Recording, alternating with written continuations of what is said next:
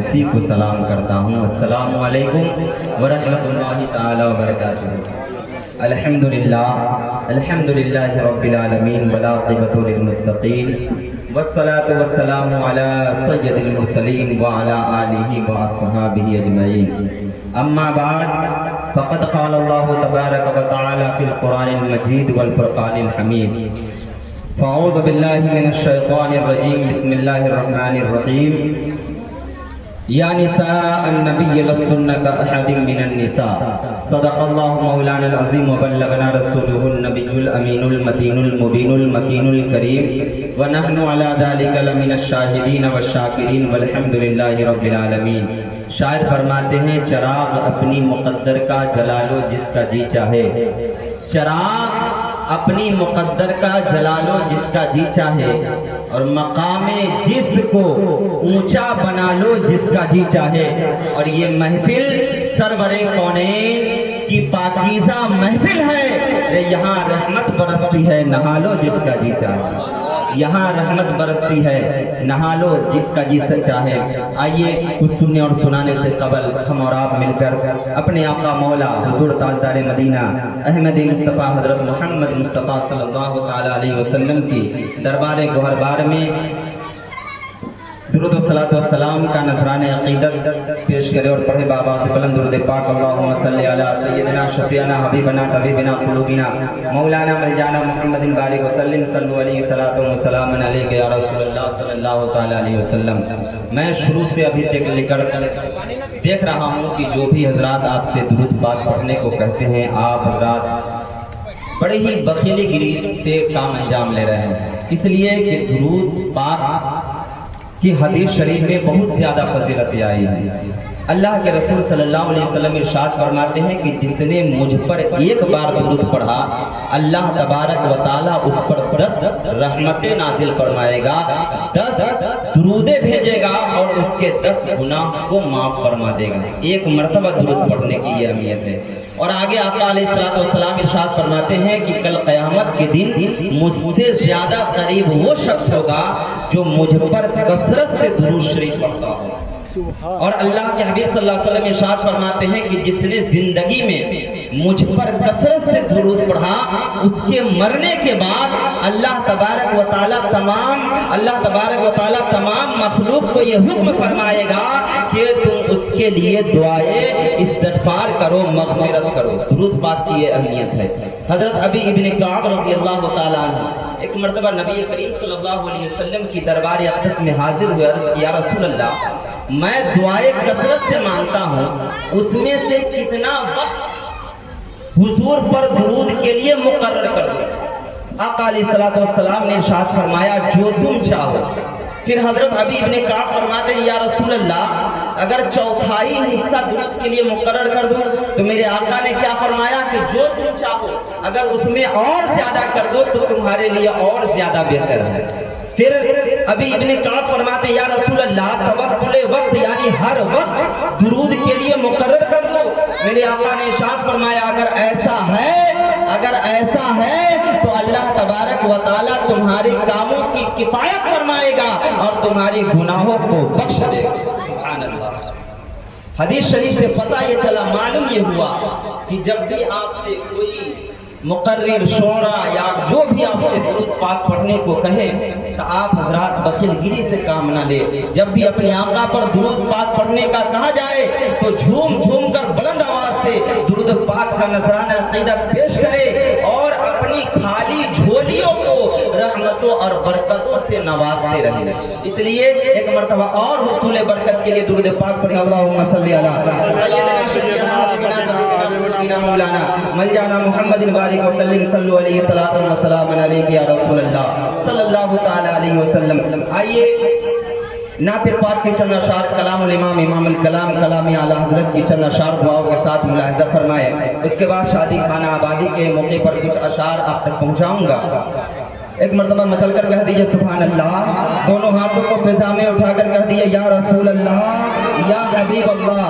نعت پاک کی اشعار ملاحظہ فرمائے کہ آنے آرے شان والا ہمارا نبی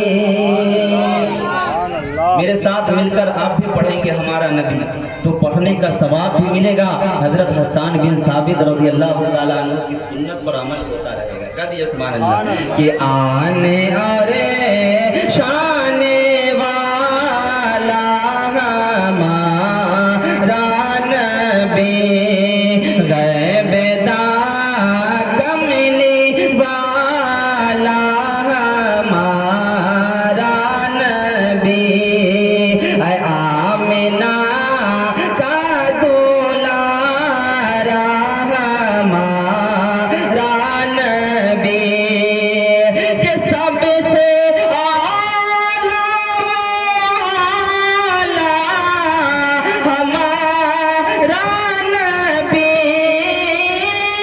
سب سے اعلیٰ والا ہمارا نبی، ارے سب سے بالا وہ اعلیٰ ہمارا نبی، سب سے بالا وہ اعلیٰ ہمارا نبی۔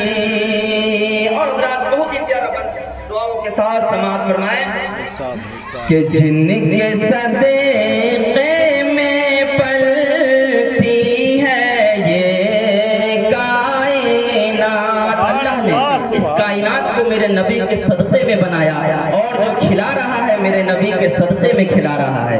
شاید فرماتے ہیں کہ جن کے صدقے میں پلتی ہے یہ کائنات، جن کے صدقے میں پلتی ہے یہ کائنات، خلد میں جائیں گے ہم سبھی ان کے ساتھ، خلد میں جائیں گے ہم سبھی ان کے ساتھ، کہ جن کی دو بوندیں ہیں کوثر و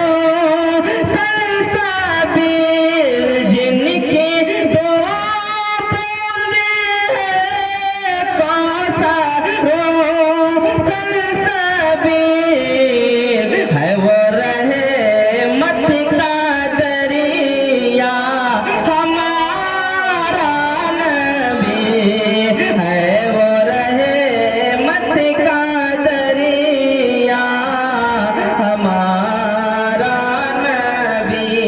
اور جب میرے آقا صلی اللہ تعالیٰ علیہ وسلم اس خاک گیتی پر تشریف لائے تو کیا شمع کیا روشن ہوئی اور کیا بلند شعر میں ملاحظہ فرمائیں کہ کتنی شمعیں آگولی، کتنی شمعیں آجلی ہو گئی، کتنی گل آئے بن کے میرے مصطفیٰ وجہ گل، کہ خلق سے اولیاء، اولیاء سے رسول، خلق سے اولیاء، اولیاء سے رسول، ارے الرسولوں سے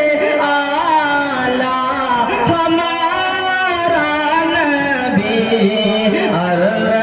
الرسولوں سے اعلیٰ ہمارا نبی۔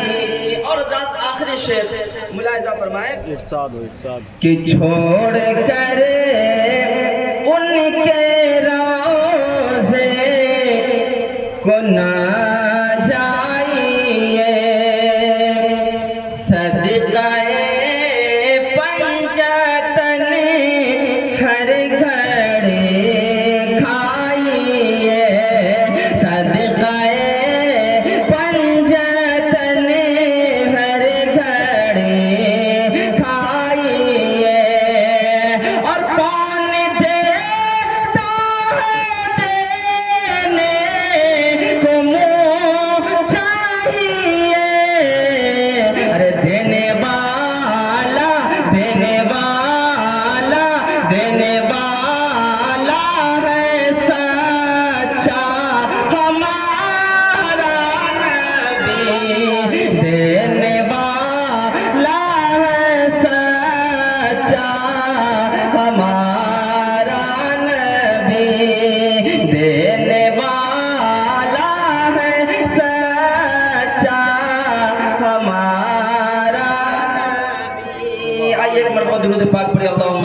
صل علی سیدنا